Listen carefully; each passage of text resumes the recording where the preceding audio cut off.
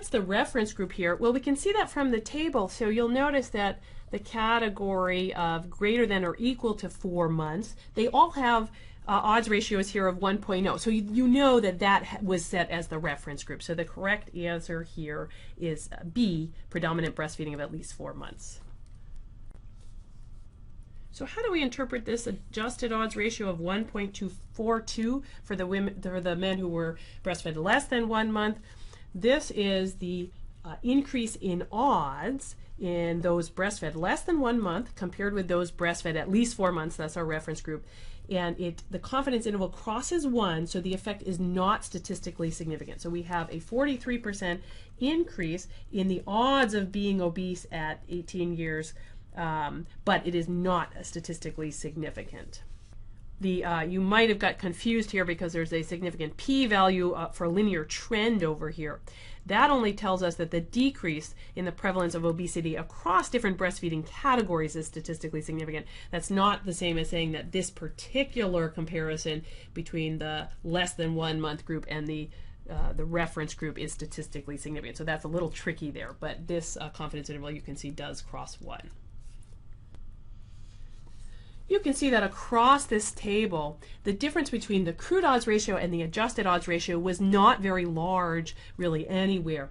That tells you that the correct answer here is false. The crude and adjusted odds ratio are extremely similar. It looks like there's very little confounding going on. It's unlikely that there are any strong confounders here. If we had strong confounders, it would greatly change the magnitudes of these odds ratios. So the beta coefficient for cardiac surgery is negative. This means that A is correct. The patients who had cardiac surgery were less likely to die after discharge than patients with other conditions. If you have a negative beta, remember we're exponentiating here to get the hazard ratio, that would give us a hazard ratio below 1, which would say that the rate of death for these patients was lower than the other groups. To translate the beta coefficient of 0.2501 into an odds ratio, we are just going to exponentiate here. If you exponentiate 0.2501, you get an odds ratio of 1.28. So that's the correct answer there. So this question is asking about the length of ICU stay as a predictor. If you look at the beta coefficient here, and if you exponentiate that, you'll see that you get an odds ratio of 1.046. That seems like a really small odds ratio, right? It's very close to 1. You look at the p-value, however, and it's statistically significant.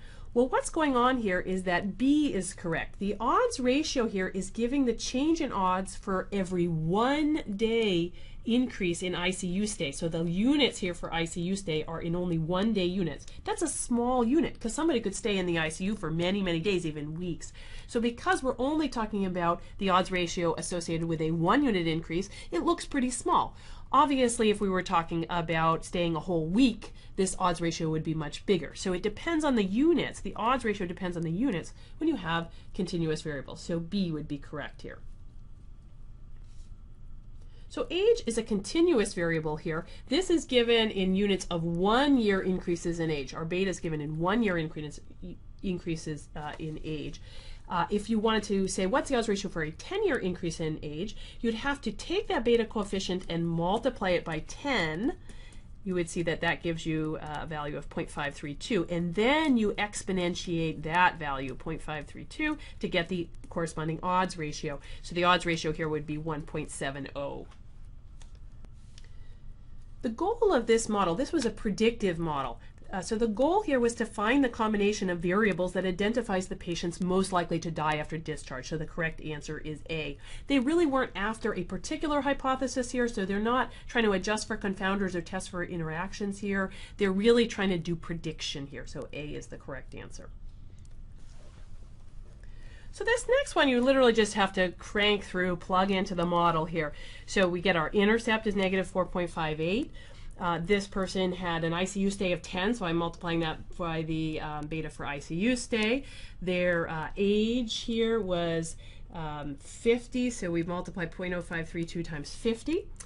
They have 1 on both the chronic health points and the acute physiology points, so each of those gets a 1. When you do this all out, you get that the predicted logit is 1.182, And then if we want to get from there the predicted probability, we have to do this little trick of raising e to the predicted logit and then dividing by 1 plus e raised to the predicted logit.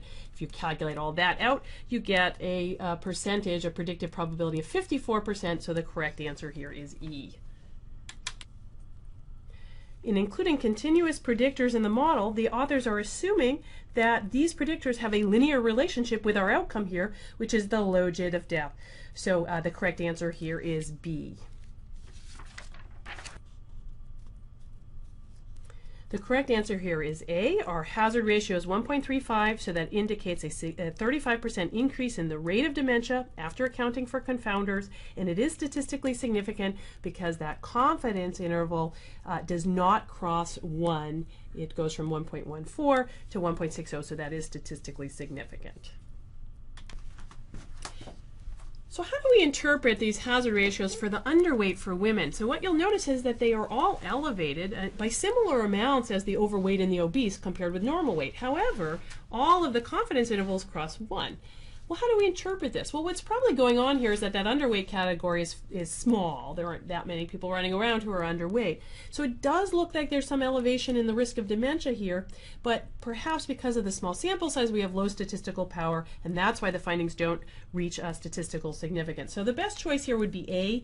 Being underweight may increase the risk of dementia, but the findings are not statistically significant, likely due to small sample size.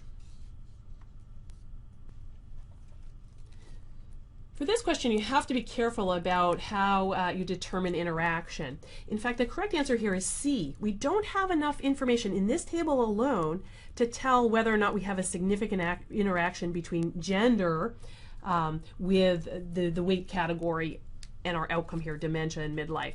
It does look like there's less of a relationship, right? For men, it doesn't look like there's a huge relationship between the weight and the outcome. And for women, it does look like there's a significant relationship. But remember, that's not proof of interaction. Just because the relationship is significant in one group but not significant in the other group, that does not constitute proof of interaction. We'd actually have to do a formal statistical test in which we compared these particular relationships to say whether or not, say, for example, this 2.07 for women is significantly higher than this 1.3 for men. So that's a little bit of a tricky question there, but you'd have to do a formal test of interaction to know if these were actually statistically different from one another, the relationship in men versus the relationship in women. The correct answer here is actually false. You'll notice that as we adjust for confounders here, what's happening is that the hazard ratios are actually going up. So for example, for the obese, it goes from 1.59 to 1.8 to 2.07. So we've seen some examples in the modules where when you adjust for things, the relationship attenuates, but it can go the other direction. Sometimes adjusting for things will actually increase the relationship. So the adjusting is kind of going in the other direction. So therefore, this is not likely to be due to residual confounding, because if anything, failing to adjust for confounding here seems to be underestimating our effects. Also, a value of 2.07 is beyond the range that we would normally consider for residual confounding. Usually residual confounding would give us spurious relationships in the range of like a 0.6 to 1.6 hazard ratio. So this is probably beyond the range we would expect for just residual confounding.